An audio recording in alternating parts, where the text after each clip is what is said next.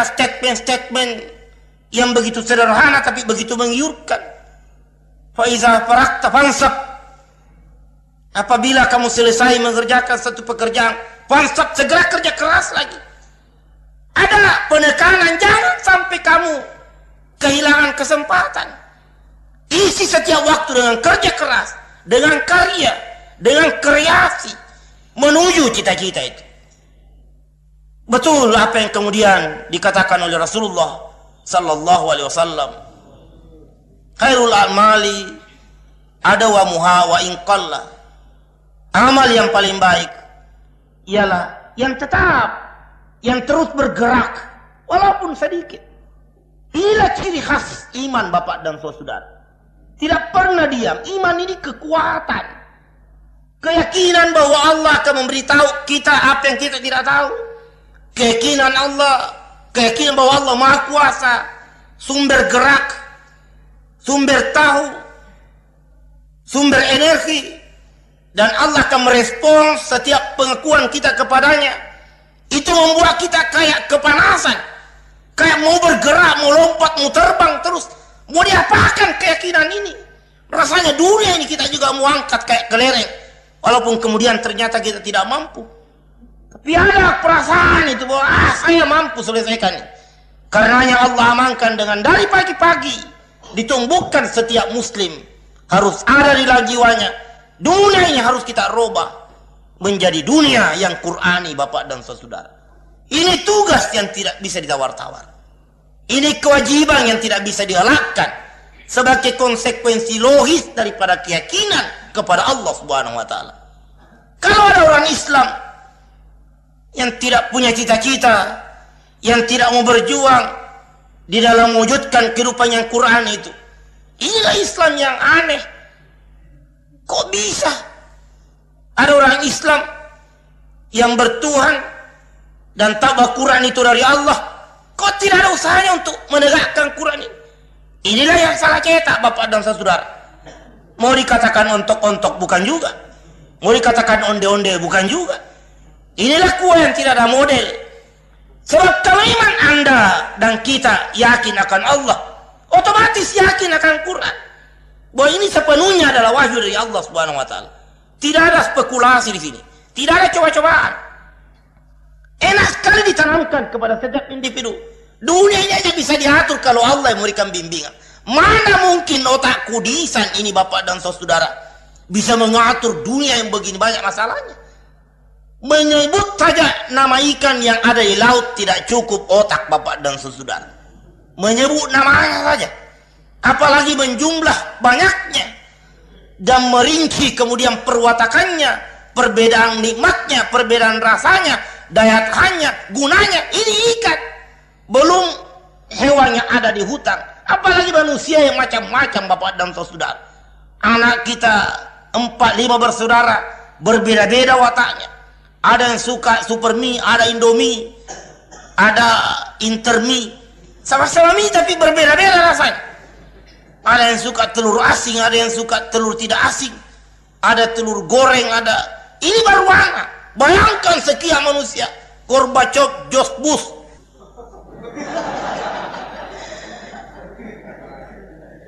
dan lain-lain.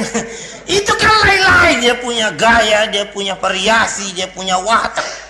Mana mungkin otak kudisan ini mengatur dunia? Terlalu sombong Bapak dan Saudara-saudara.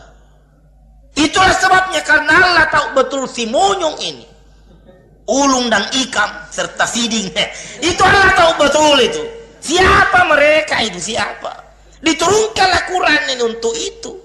Luar biasa takaburnya manusia. Kalau Allah sudah secara serius dan sengaja menurunkan Quran ini untuk itu, lantas ditampik, wajar Allah ngamuk Bapak dan Saudara. Tidak usahlah sampai ngamuk, malah saja sedikit. Dunia ini sudah kayak begini ini jadinya.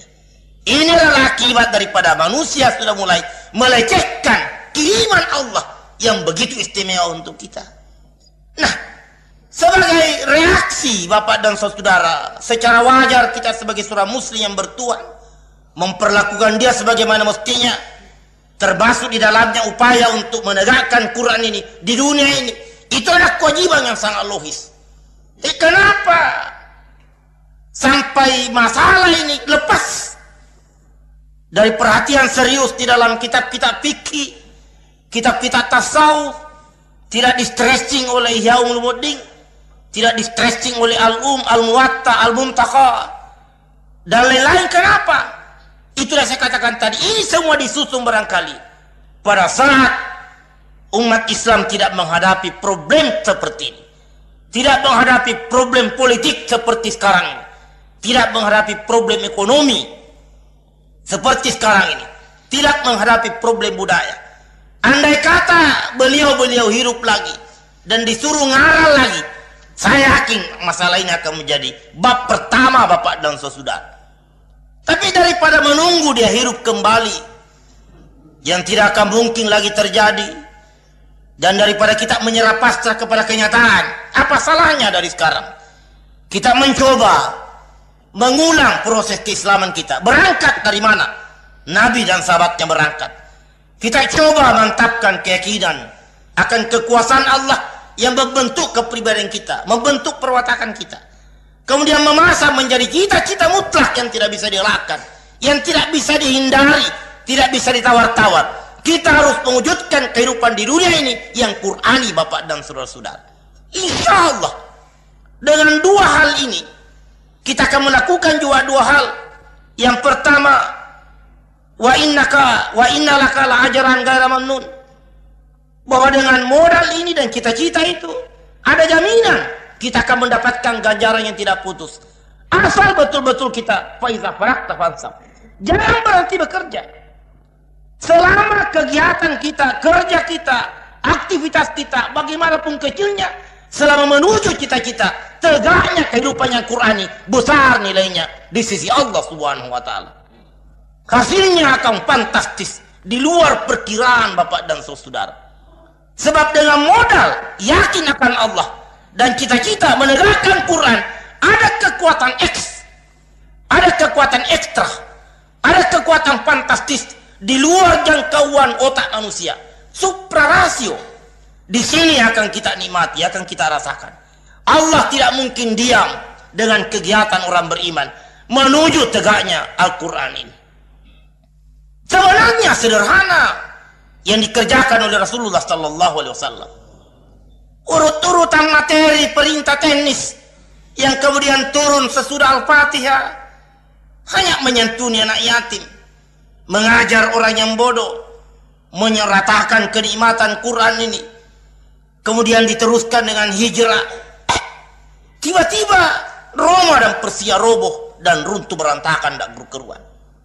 Masalahnya rute perjalanan memanfaatkan kekuatan jaminan Allah Subhanahu wa Ta'ala, dari Allah Subhanahu wa Ta'ala, dan kemudian menuju cita-cita terwujudnya hidup yang Qurani. Ia akan menarik perjalanan ini. Walaupun bagaimana kecilnya pekerjaan kita sudah luar biasa, asal jangan berhenti. Faizah farakta fansab, khairul amal ada wa muha wa inqallah. Walaupun sedikit tapi jangan stop, jangan macet, kerja terus. Allah Subhanahu wa Ta'ala akan memperlihatkan satu kenyataan. 2 tambah 2 bukan 4, tapi 2 tambah 2 bisa 1000 Bapak dan saudara. Dan siapa yang mau larang Allah Subhanahu wa Ta'ala, kalau dia mau